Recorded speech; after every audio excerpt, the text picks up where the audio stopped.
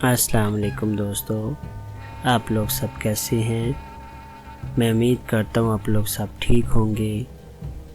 چلیے آج کی کہانی سٹارٹ کرتے ہیں۔ ہم سب چھٹیاں گزارنے اسپین کے ایک چھوٹے سے گاؤں گئے ہوئے تھے۔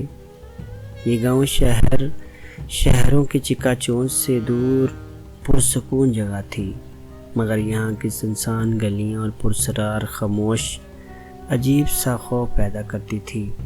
ہم 5 دوست احمد، علی، زین، عمر اور میں حمزہ، ہم نے ایک پرانا بڑا گھر کرائے پر لیا جو گاؤں کے کنارے واقع تھا۔ گاؤں والوں کا کہنا تھا کہ یہ گھر سنسان رہتا ہے، مگر ہمیں ان کی باتوں پر یقین نہ آیا۔ گھر اندر سے کافی پرانا تھا، لکڑی کے دروازے اور کھڑکیاں وقت کے ساتھ بلشیدہ ہو چکی تھی۔ مگر سب سے عجیب بات یہ تھی کہ اندر داخل ہوتے ایک ٹھنڈی اور بھاری فضا محسوس ہوتی، جیسے کوئی ہمیں دیکھ رہا ہو۔ ایسا لگا جیسے کسی کی نظریں ہمارے وجود کو پرکھ رہی ہیں، جیسے ہم کسی اندیکھی طاقت کے علاقے میں قدم رکھ چکے ہیں۔ پہلی رات سب کچھ ٹھیک رہا، مگر دوسری رات کچھ عجیب ہونے لگا۔ رات کے 1 بجے کے قریب جب سب سو رہے تھے، اچانک دروازہ خود بخود آہستہ کھلنے لگا۔ علی جو دروازے کے قریب سویا تھا، وہ گھبرا کر اٹھا۔ یہ ہوا سے کھلا ہوگا، یہ سوچ کر اس نے دروازہ بند کر دیا اور دوبارہ لیٹ گیا۔ مگر جیسے ہی آنکھیں بند کر دی، کمرے کے کونے میں بڑی ایک پرانی کرسی آہستہ آہستہ ہلنے لگی۔ علی نے ہمیں جگایا، مگر جب ہم سب نے دیکھا کہ کچھ بھی نہیں تھا، ہم نے مذاق میں بات ٹال دی۔ لیکن جیسے ہی ہم واپس لوٹے، دیوار پر سائے نظر آنے لگے، جیسے کوئی ہمارے پیچھے کھڑا ہو، ایک سایہ جو لمحہ بلمحہ بڑا ہوتا جا رہا تھا۔ اگلی رات عمر نے بتایا کہ اسے لگا کہ کوئی رات کے وقت اس کے بستر کے قریب کھڑا تھا۔ ہمیں لگا کہ شاید یہ ہمارا وہم ہے، لیکن پھر عجیب و غریب آوازیں سنائی دینے لگیں، جیسے کوئی کمرے میں چل رہا ہو۔ کچن میں برتن گرنے کی آوازیں آئیں، مگر جب ہم نے جا کر دیکھا تو وہاں کچھ بھی نہیں تھا۔ دیواروں پر عجیب سے نشانات بنے لگے، جیسے کسی کے ناخنوں سے نوچے گئے ہوں۔ چوتھی رات ہم سب بہت پریشان تھے۔ ہم نے فیصلہ کیا کہ آج ہم جا کر دیکھیں گے کہ سب کیا ہے۔ رات کے 2 بجے ہم نے اپنے کمرے کی لائٹ بند کر دی اور جب چپ چاپ ہو کے بیٹھ گئے۔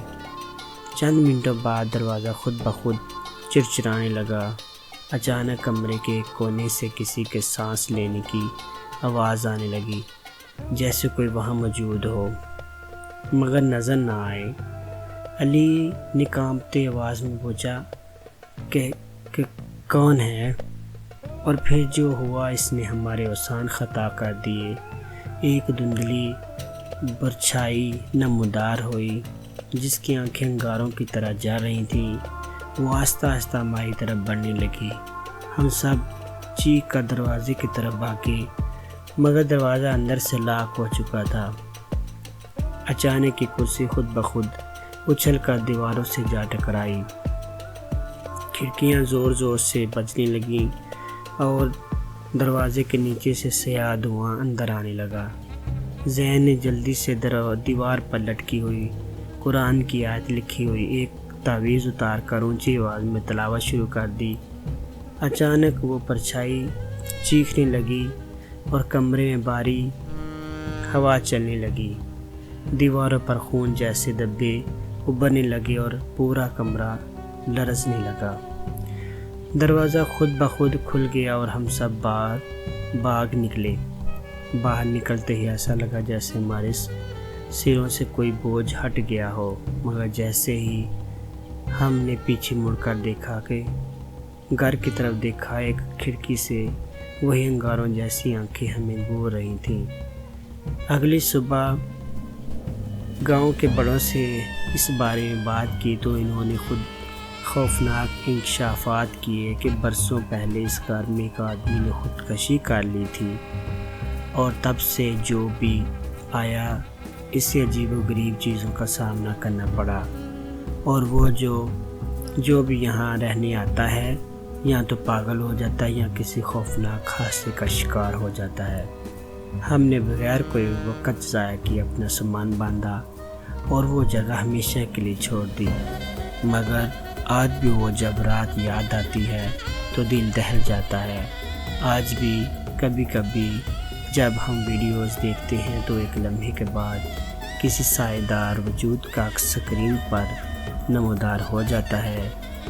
اب بھی کبھی کبھی ایسا لگتا ہے جیسے کوئی ہمارے پیچھے کھڑا ہو، جیسے وہ سایہ ہمیں چھوڑنے کو تیار نہیں۔ آخر اس کمرے میں کون تھا یہ ہم نے کبھی نہ جان سکے۔ آخر اس کمرے میں کون تھا؟